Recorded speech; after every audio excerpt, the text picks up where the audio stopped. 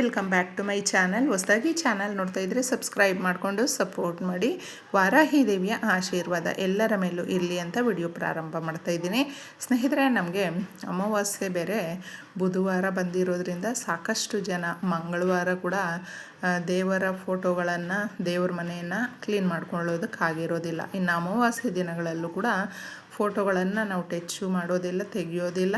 ಹಾಗೆ ಯಾವ ತಪ್ಪ ನಾವು ಕ್ಲೀನ್ ಮಾಡಿಕೊಂಡ್ರೆ ಆಗುತ್ತೆ ಅನ್ನೋದು ಸಾಕಷ್ಟು ಜನಕ್ಕೆ ಒಂದು ಡೌಟಲ್ಲಿ ಇರ್ತಾರೆ. ಈ ದಿನ ನಮಗೆ ಅಮಾವಾಸ್ಯೆ ಪ್ರಾರಂಭ ಆಗಿರೋದ್ರಿಂದ ಗುರುವಾರ ಬೆಳಗ್ಗೆನೇ ಅಮಾವಾಸ್ಯೆ ಮುಗಿದೋಗುತ್ತೆ.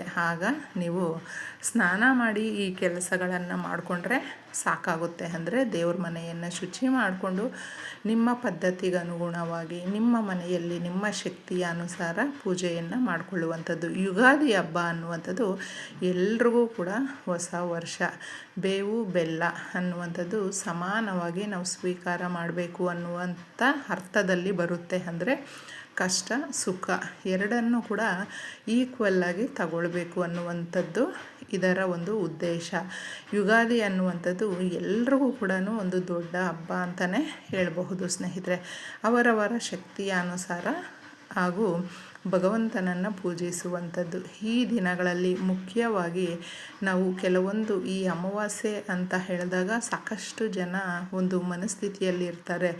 ಅಮಾವಾಸ್ಯೆ ಅಂದರೆ ಕಷ್ಟಗಳು, ಆ ದಿನ ಮನಸ್ಸು ಚೆನ್ನಾಗಿರೋದಿಲ್ಲ, ಕತ್ತಲಿಂದ ತುಂಬಿರುತ್ತೆ. ನಾವು ನೆಗೆಟಿವ್ ಆಲೋಚನೆಗಳನ್ನು ಜಾಸ್ತಿ ಮಾಡ್ತಾ ಇರ್ತೀವಿ. ನಮಗೆ ಗೊತ್ತೇ ಆಗೋದಿಲ್ಲ. ಮನೆಯಲ್ಲಿ ಸಾಕಷ್ಟು ಕಿರಿಕಿರಿ ಆಗ್ತಾ ಇರುತ್ತೆ, ಜಗಳ ಆಗುತ್ತೆ. ಅಮಾವಾಸ್ಯೆ ದಿನಗಳಲ್ಲಿ ಸಮಾಧಾನವಾಗಿ ಇರಬೇಕು ನಾವು ಅಂತ ಮೊದಲೇ ನಾವು ಅಂದುಕೊಂಡಿರ್ತೀವಿ. ಆದರೂ ಯಾವುದೋ ಒಂದು ವಿಚಾರಕ್ಕಾಗಿರಬಹುದು, ಒಂದು ಕೆಲಸಕ್ಕಾಗಿರಬಹುದು, ಮಾತಿಂದ ಮಾತು ಬೆಳೆದು ಹಾಗೆ ದೊಡ್ಡದಾಗಿ ಜಗಳ ಆಗ್ತಾ ಇರುತ್ತೆ. ಮನೆಯಲ್ಲಿ ಯಾರ ಮನಸ್ಸು ಕೂಡ ಚೆನ್ನಾಗಿರೋದಿಲ್ಲ. ಈ ಥರ ಪ್ರತಿ ಅಮಾವಾಸ್ಯೆಗಳಲ್ಲೂ ಕೂಡ ಆಗಿಬಿಡುತ್ತೆ ಅನ್ನೋದು ಕೆಲವೊಬ್ಬರು ಹೇಳ್ತಾ ಇರ್ತಾರೆ. ಅವರ ಅನುಭವ ಇದಾಗೇ ಇರುತ್ತೆ ಸ್ನೇಹಿತರೆ. ಅದಕ್ಕೆ ಅಮಾವಾಸ್ಯೆ ಅಂದರೆ ನಮ್ಮ ಪಿತೃದೇವತೆಗಳನ್ನು ಪೂಜಿಸುವಂಥ ದಿನ. ನಮಗೆ ತಿಂಗಳಲ್ಲಿ ಈ ಒಂದು ಅಮಾವಾಸ್ಯೆ ಬರುವಂಥದ್ದು ಪಿತೃಗಳನ್ನು ನಾವು ನೆನೆಸ್ಕೊಳ್ಬೇಕು, ಆರಾಧನೆ ಮಾಡಬೇಕು. ಏಕೆಂದರೆ ಅವರು ನಮಗೆ ಆಶೀರ್ವಾದ ಕೊಟ್ಟರೆ ಮುಖ್ಯವಾಗಿ ಆರೋಗ್ಯವಾಗಿ ಇರ್ತೀವಿ ಹಾಗೂ ಯಾವುದೇ ಶಾಪಕ್ಕೂ ಗುರಿ ಆಗೋದಿಲ್ಲ. ಎಷ್ಟೋ ಜನ ಏಜ್ಗೆ ಬಂದಿರುವಂಥ ಮಕ್ಕಳಿರ್ತಾರೆ, ಅವ್ರಿಗೆ ಮದುವೆ ಆಗಿರೋದಿಲ್ಲ, ಕೆಲಸ ಸಿಕ್ಕಿರೋದಿಲ್ಲ. ಎಲ್ಲವೂ ಕೂಡ ಅಂದರೆ ಒಳ್ಳೆಯ ಕ್ವಾಲಿಫಿಕೇಷನ್ ಇರುತ್ತೆ, ವಿದ್ಯಾವಂತರಾಗಿರ್ತಾರೆ, ಬುದ್ಧಿವಂತರಾಗಿರ್ತಾರೆ. ಆದರೂ ಏನನ್ನು ಪಡ್ಕೊಳ್ಳೋದಕ್ಕೆ ಕೂಡ ಆಗೋದಿಲ್ಲ, ಬಹಳ ಕಷ್ಟಪಡ್ತಾ ಇರ್ತಾರೆ. ಇಂತಹ ಮಕ್ಕಳು ಕೂಡ ಸಾಕಷ್ಟು ಎಲ್ಲರ ಮನೆಯಲ್ಲೂ ಕೂಡ ಒಂದಲ್ಲ ಒಂದು ರೀತಿಯಲ್ಲಿ ಕಷ್ಟವನ್ನು ಪಡ್ತಾ ಇರ್ತಾರೆ. ಇದನ್ನು ಪೇರೆಂಟ್ಸು ಕೂಡ ನೋಡ್ತಾ ಇರ್ತಾರೆ. ಆದರೆ ಮುಖ್ಯವಾಗಿ ನಾವು ಈ ದಿನಗಳಲ್ಲಿ ಪಿತೃದೇವತೆಗಳನ್ನು ನೆನೆಸ್ಕೊಳ್ಬೇಕು ಸ್ನೇಹಿತರೆ. ಅವ್ರಿಗಾಗಿ ನಿಮ್ಮ ಟೆರೇಸ್ ಮೇಲೆ, ನಿಮ್ಮ ಮನೆಯ ಮುಂದೆ ಎಲ್ಲಿ ಜಾಗ ಇರುತ್ತೋ ಆ ಜಾಗದಲ್ಲಿ ಅವ್ರಿಗೆ, ಅಂದರೆ ಕಾಗೆಗಳಿಗೆ, ನಾಯಿಗೆ ಹಾಗೂ ಗೋಮಾತೆಗೆ ಏನಾದರೂ ಆಹಾರಗಳನ್ನು ಈ ದಿನ ಇಡಿ ಹಾಗೂ ಒಂದು ಲೋಟದಲ್ಲಿ ಅಥವಾ ಯಾವುದ್ರಲ್ಲಾದರೂ ಪರವಾಗಿಲ್ಲ ನೀರನ್ನು ಇಡಿ. ಪಕ್ಷಿಗಳಿಗೆ ಈ ಥರ ನಾವು ಕೊಟ್ಟಾಗ ನಿಜವಾಗ್ಲೂ ನಾವು ಪಿತೃದೇವತೆಗಳ ಆಶೀರ್ವಾದ ಪಡ್ಕೊಳ್ತೀವಿ. ಅಮಾವಾಸ್ಯೆ ದಿನಗಳಲ್ಲಿ ಮುಖ್ಯವಾಗಿ ಇದನ್ನು ಮಾಡಿದ್ರೆ ತುಂಬ ಸಂತೃಪ್ತಿಯಿಂದ ಜೀವನ ನಡೆಸಬಹುದು. ಎಲ್ಲವೂ ಕೂಡ ದುಡ್ಡಿಂದನೇ ಕೂಡಿರುತ್ತೆ ಅನ್ನುವಂಥದ್ದು ಈಗಿನ ಕಾಲಮಾನದಲ್ಲಿ. ಆದರೆ ಎಷ್ಟೋ ಜನಕ್ಕೆ ದುಡ್ಡಿದ್ರೂ ಕೂಡ ನೆಮ್ಮದಿ ಅನ್ನೋದು ಇರೋದಿಲ್ಲ. ಅದಕ್ಕೆ ದುಡ್ಡಿದ್ದರೆ ನೆಮ್ಮದಿ ಇರೋದಿಲ್ಲ, ಬಡತನ ಇರುವ ಜಾಗದಲ್ಲಿ ದುಡ್ಡಿಗೆ ಕೊರತೆ ಇರುತ್ತೆ. ಇಷ್ಟೇ. ಅದಕ್ಕೋಸ್ಕರ ನಾವು ಒಂದು ಸಮಾಧಾನವಾಗಿ ಎಲ್ಲವೂ ಅನುಕೂಲದ ರೀತಿಯಲ್ಲಿ ಜೀವನ ಮಾಡಿಕೊಳ್ಬೇಕು ಅನ್ನೋದಕ್ಕೆ ಈ ಸಣ್ಣ ಪರಿಹಾರವನ್ನು ಮುಖ್ಯವಾಗಿ ರಾತ್ರಿಗೆ ಮಾಡಿಕೊಳ್ಳಿ. ಅಮಾವಾಸ್ಯೆ ಅನ್ನುವಂಥದ್ದು ಅಷ್ಟು ಶಕ್ತಿದಾಯಕವಾಗಿ ಕೂಡಿರುತ್ತೆ.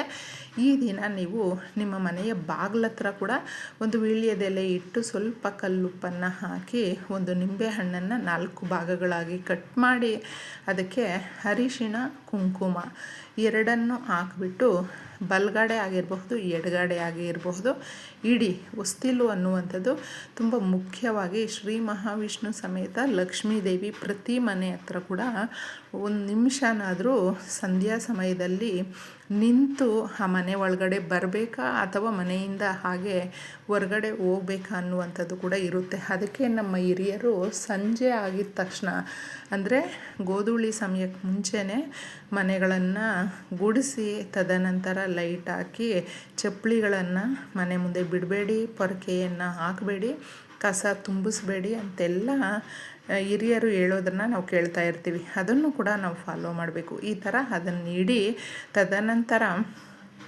ಕಲ್ಲುಪ್ಪಿನ ಪರಿಹಾರವನ್ನು ಮಾಡಿಕೊಳ್ಳಿ. ಯಾಕಂದರೆ ನಕಾರಾತ್ಮಕ ಶಕ್ತಿಗಳು ಇದ್ದಾಗ ನಾವು ಅಂದುಕೊಂಡಿರುವ ಯಾವುದೇ ಕೆಲಸ ಆಗಿರಬಹುದು, ಪ್ಲ್ಯಾನ್ ಆಗಿರಬಹುದು, ವ್ಯವಹಾರ ಆಗಿರಬಹುದು, ಏನೂ ಕೂಡ ಕೈಗೂಡೋದಿಲ್ಲ. ಎಷ್ಟೋ ದುಡ್ಡಿನಿಂದ ಕೂಡಿರುತ್ತೆ.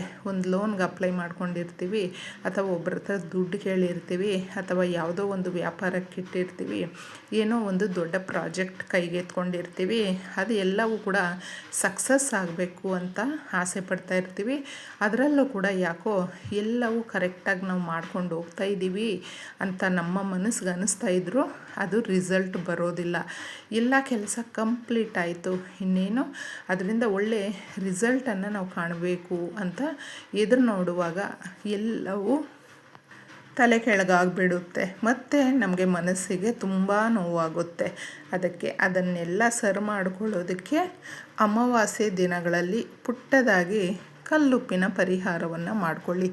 ಕಲ್ಲುಪ್ಪು ಅನ್ನುವಂಥದ್ದು ಮುಖ್ಯವಾಗಿ ಸ್ನೇಹಿತರೆ ನಮ್ಮ ಸಮಸ್ಯೆಗಳನ್ನು ಬಗೆಹರಿಸುವಂಥ ಶಕ್ತಿ ಅದರಲ್ಲಿ ಇರೋದರಿಂದ ಯಾವುದಾದ್ರೂ ಒಂದು ಬಟ್ಲನ್ನು ತಗೊಂಡು ಅದರಲ್ಲಿ ಒಂದು ಹಿಡಿಯಷ್ಟು ಕಲ್ಲುಪ್ಪನ್ನು ಹಾಕಿ, ಕಾಳು ಮೆಣಸನ್ನು ಅದರ ಜೊತೆ ಒಂದು 7 ಕಾಳು ಮೆಣಸನ್ನು ಹಾಕಿ.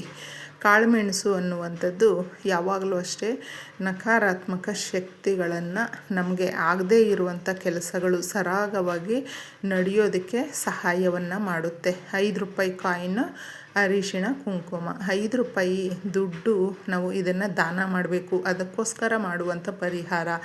ದಾನ ಧರ್ಮದಲ್ಲಿ ಬಹಳ ಶಕ್ತಿ ಅನ್ನೋದಿದೆ. ಎಷ್ಟೋ ಕೆಲಸಗಳು ಸರಾಗವಾಗಿ ನಡೆಯುತ್ತೆ ಸ್ನೇಹಿತರೆ. 5 ರೂಪಾಯಿ ದಾನ ಮಾಡೋದ್ರಿಂದ ನಾವು ಬಡವರಾಗೋದಿಲ್ಲ, ದಾನ ತಗೊಂಡಿರುವಂಥವರು ಶ್ರೀಮಂತರು ಆಗಿಬಿಡೋದಿಲ್ಲ. ಆದರೆ ಮನಸ್ಸಿಗೆ ಎಷ್ಟೊಂದು ಸಮಾಧಾನ, ತೃಪ್ತಿ ಆಗುತ್ತೆ ಅಂತ ಹೇಳಿದ್ರೆ, ಎಷ್ಟೋ ಕಷ್ಟ ಕಾಲದಿಂದ ನಾವು ಹೊರಗಡೆ ಬರ್ತೀವಿ, ಭಗವಂತನ ಆಶೀರ್ವಾದ ಪಡ್ಕೊಳ್ಬಹುದು. ಇಷ್ಟನ್ನು ಹಾಕಿ ನೀವು ದೇವ್ರ ಮನೆಯಲ್ಲಾದರೂ ಇಡಬಹುದು, ಇಲ್ಲ ಎಲ್ಲಾದರೂ ಒಂದು ಜಾಗದಲ್ಲಿ ನೀವು ನಿಮ್ಮ ಅಡುಗೆ ಮನೆಯಲ್ಲಿ ಕೂಡ ಇಡಬಹುದು. ಈ ಥರ ಇಟ್ಟು ಕೇಳ್ಕೊಳ್ಳಿ. ನಿಮ್ಮ ಆರ್ಥಿಕ ಸಮಸ್ಯೆಗಳು, ನಿಮ್ಮ ಮನೆಯಲ್ಲಿ ಜಗಳ ಏನೇ ಇರುತ್ತೋ ಅದನ್ನೆಲ್ಲ ಹೇಳಿಕೊಂಡು ನೀವು ಇಡಿ. ರಾತ್ರಿ ಪೂರ್ತಿ ಆ ಕೆಲಸ ಮಾಡುತ್ತೆ.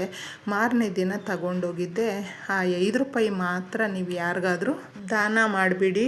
ನಿಮ್ಮ ಮನೆ ಹತ್ರ ಬಂದರೂ ಪರವಾಗಿಲ್ಲ, ಇಲ್ಲ ದೇವಸ್ಥಾನಗಳ ಹತ್ರ ಎಲ್ಲ ಸಿಕ್ಕಿದ್ರೂ ಪರವಾಗಿಲ್ಲ. ಇನ್ನು ಮಿಕ್ಕಿದ ವಸ್ತುಗಳನ್ನು ಮಾತ್ರ ಯಾರು ತುಳಿದೇ ಇರುವ ಕಡೆ ಹಾಕಿ. ಹೊಸ ವರ್ಷ ಅನ್ನುವಂಥದ್ದು ಎಲ್ಲವೂ ಕೂಡ ಕೋರಿಕೆಗಳನ್ನು ನೆರವೇರಿಸ್ಕೊಡುತ್ತೆ, ಒಳ್ಳೆಯದಾಗುತ್ತೆ ಅಂತ ಹೇಳಬಹುದು.